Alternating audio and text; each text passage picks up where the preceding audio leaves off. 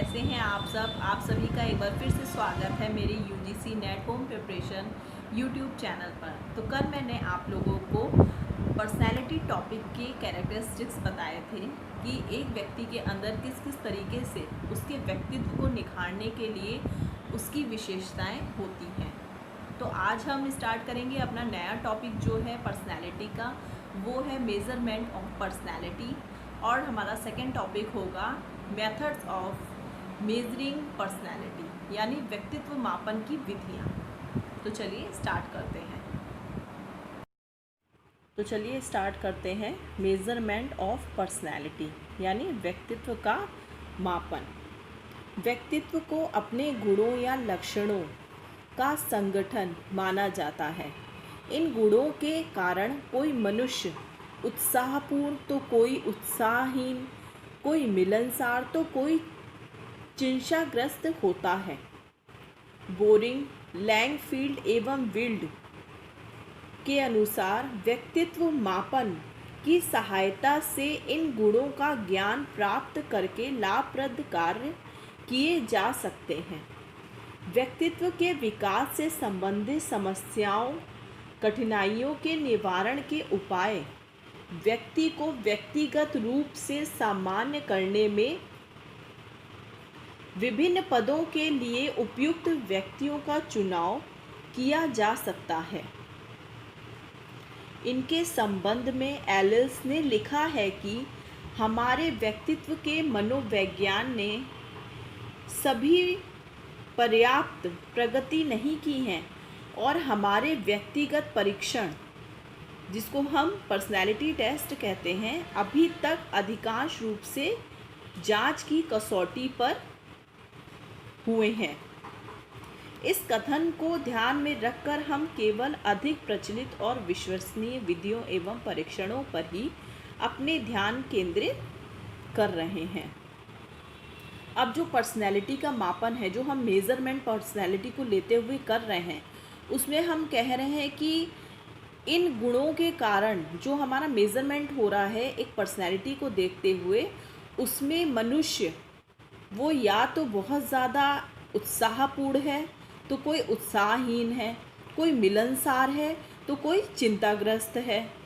तो इन सब के मिले जुले हुए पार्ट के अकॉर्डिंग ही एक व्यक्ति का मापन जो है वो पूर्ण रूप से किया जा सकता है, क्योंकि व्यक्ति उस समय किस दुविधा से ग्रसित हो ये किसी को नहीं पता है।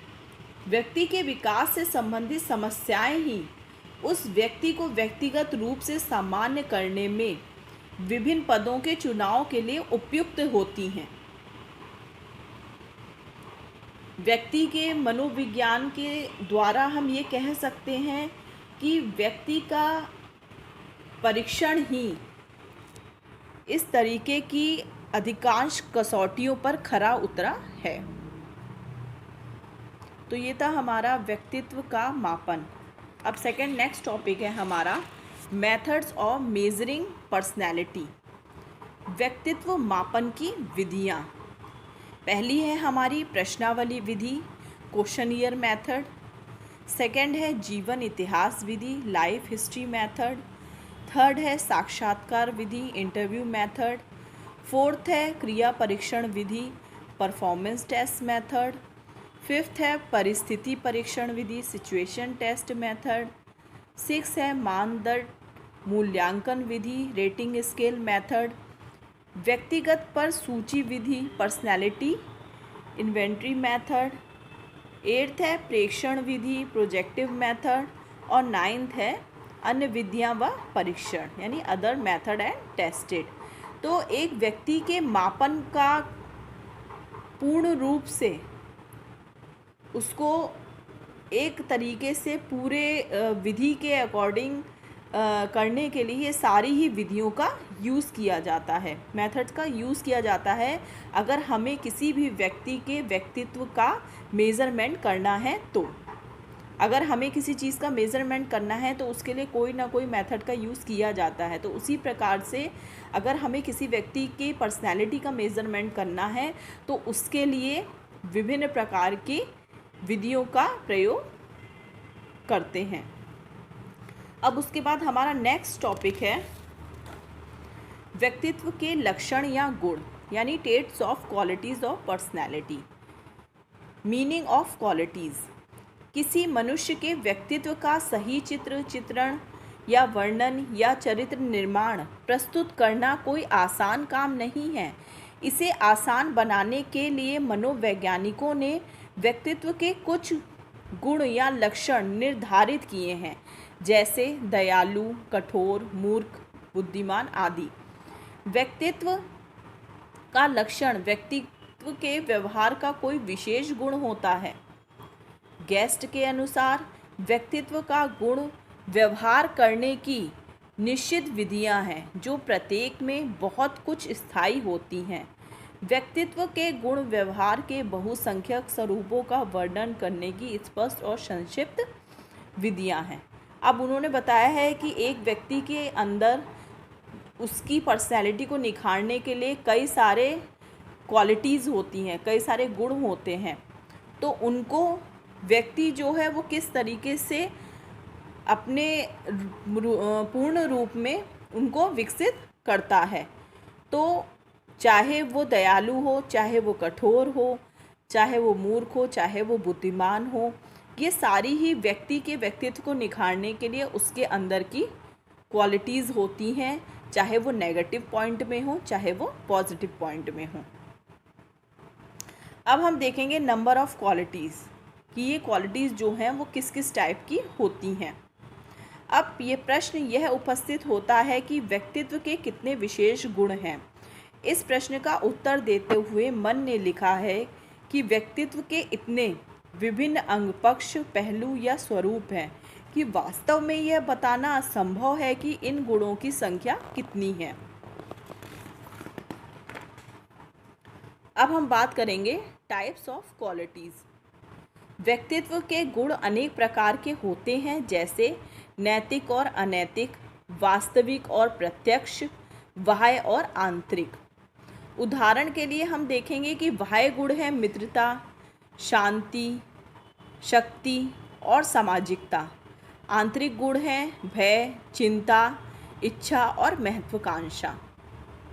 अब टाइप्स ऑफ क्वालिटी में यही बताया गया है कि एक व्यक्ति के व्यक्तित्व के अंदर कई प्रकार के गुण होते हैं। कुछ उसके बाह्य रूप में होते हैं, कुछ आंतरिक रूप में होते हैं, कुछ नैतिक और कुछ अनैतिक, कुछ वास्तविक और कुछ प्रत्यक्ष रूप में।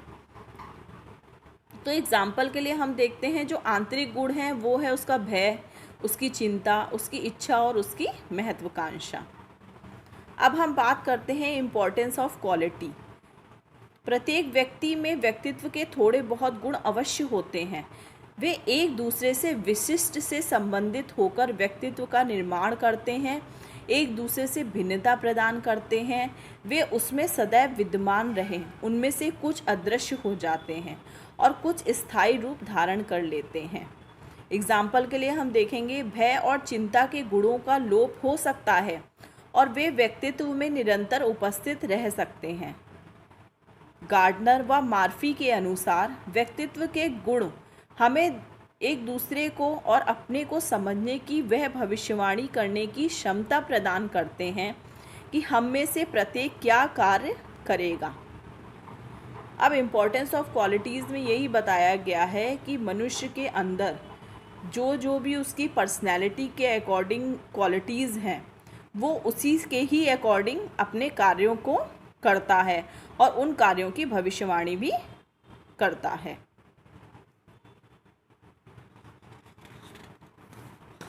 नेक्स्ट है गुणों का वितरण। हम ऊपर लिख चुके हैं कि व्यक्तित्व के गुण मानव व्यवहार के विभिन्न स्वरूपों का वर्णन करते हैं।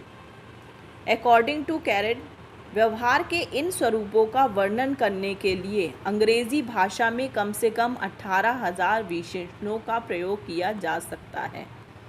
वुडवर्थ के अनुसार प्रधान गुणों के समूहों में से कुछ का उल्लेख हम यहाँ कर रहे हैं। तो आज मैंने आप लोगों को मेज़रमेंट ऑफ पर्सनैलिटी के बारे में बताया कि मेज़र ऑफ पर्सनैलिटी कैसे होती है, मेथड ऑफ मेजरिंग क्या है पर्सनैलिटी की, उसकी विभिन्न प्रकार की विधियां हैं। तो अब मैं आप लोग का जो ये पर्सनैलिटी का टॉपिक है ये यहीं ख़त्म कर रही हूँ, क्योंकि ये इसका लास्ट टॉपिक था और ये मेरी लास्ट वीडियो थी। तो मैंने आप लोगों को व्यक्तित्व के मापन के बारे में आज बताया है, और मैं अब आप लोग का एजुकेशन से रिलेटेड जो नेक्स्ट टॉपिक है वो कल से स्टार्ट करूँगी। तो आप लोग को मेरे वीडियोस पसंद आ रहे हैं तो प्लीज़ लाइक कीजिए, सब्सक्राइब कीजिए और ज़्यादा से ज़्यादा शेयर कीजिए। Thank you.